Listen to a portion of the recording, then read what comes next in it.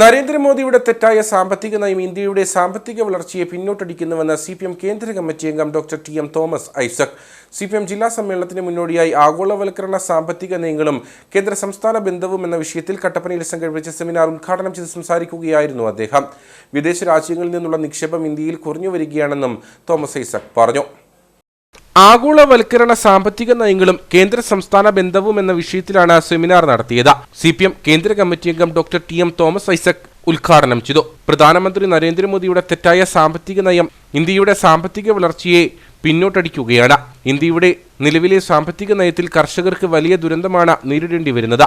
വിദേശ രാജ്യങ്ങളിൽ നിന്നുള്ള നിക്ഷേപം ഇന്ത്യയിൽ കുറഞ്ഞു വരുന്നു. ഇതെല്ലാം രാജ്യം കടുത്ത സാമ്പത്തിക പ്രതിസന്ധിയിലേക്ക് പോകുന്നു എന്നതിന് ഉദാഹരണമാണ്.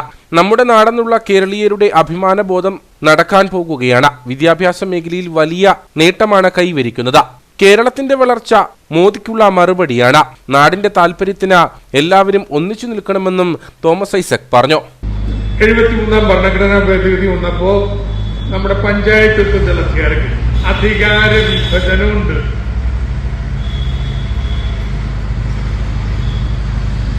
ഈ പുതിയ ആഗോള പരിഷ്കാരങ്ങൾ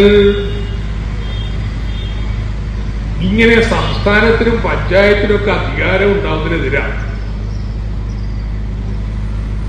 ഫലത്തില് അത് BJP കൂടി ആകുമ്പോ പിന്നെ പൂർണ്ണമായി. എന്താ കാര്യം? അവരെ രാജ്യത്ത് വ്യത്യസ്ത ജനവിഭാഗങ്ങളുണ്ട്,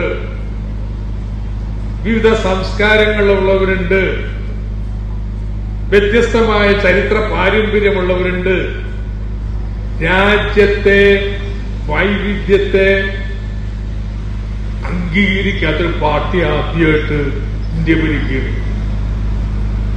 CPM ജില്ലാ സെക്രട്ടറി CV വർഗീസ്, AICC അംഗം advocate EM Agasthi, Kerala Congress M ജില്ലാ പ്രസിഡന്റ് ജോസ് പാലത്തിനാൽ, NCP സംസ്ഥാന vice president Anil Kuvaplackal, CPM ജില്ലാ സെക്രട്ടേറിയറ്റ് അംഗങ്ങളായ KS മോഹനൻ, PS രാജൻ, നേതാക്കളായ VR Saji, Mathew George, TS Bisi, KR Sodaran തുടങ്ങിയവർ സംസാരിച്ചു.